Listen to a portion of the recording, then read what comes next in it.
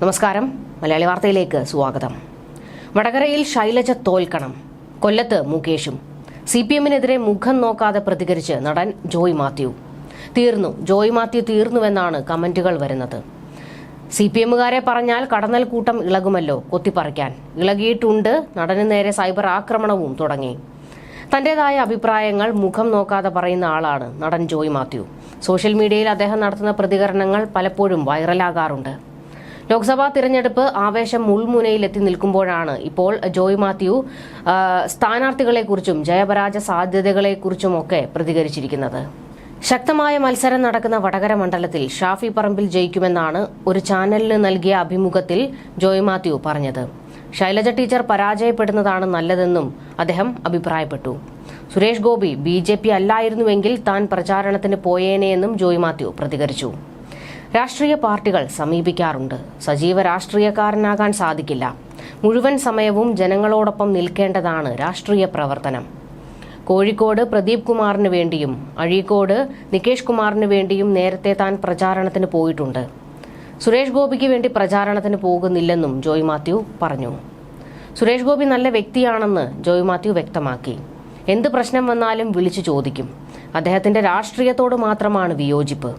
സ്വതന്ത്രനായി മത്സരിക്കുകയാണെങ്കിൽ സുരേഷ് ഗോപിക്ക് വേണ്ടി അരയും തലയും മുറുക്കി ഇറങ്ങിയേനെയെന്നും BJP എന്ന് പറയുമ്പോൾ രാഷ്ട്രീയം വരുമെന്നും ജോയ് മാത്യു പറഞ്ഞു.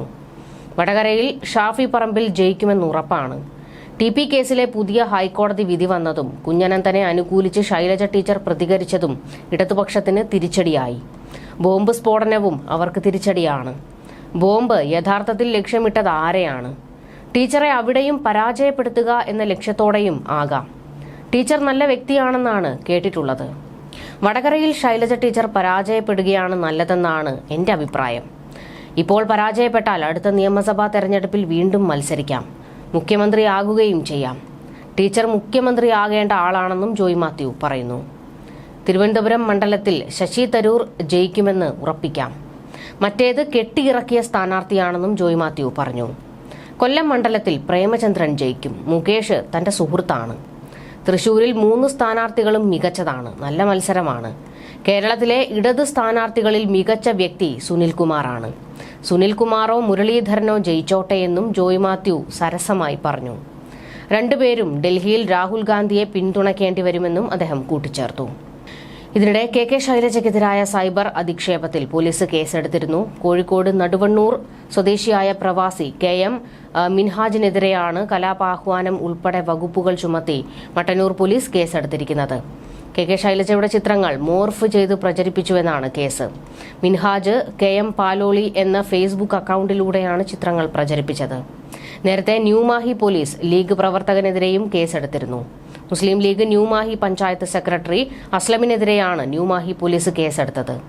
ശൈലജയ്ക്കെതിരെ മങ്ങാട് സ്നേഹതീരം എന്ന വാട്സാപ്പ് ഗ്രൂപ്പിൽ വ്യാജ പ്രചരണം നടത്തിയെന്ന പരാതിയിലാണ് കേസ്. അതേസമയം സൈബർ ആക്രമണം നുണ ബോംബാണെന്ന VD സതീശന്റെ പ്രസ്താവനയോട് പ്രതികരിക്കാനില്ലെന്ന് ശൈലജ ടീച്ചർ പറഞ്ഞു.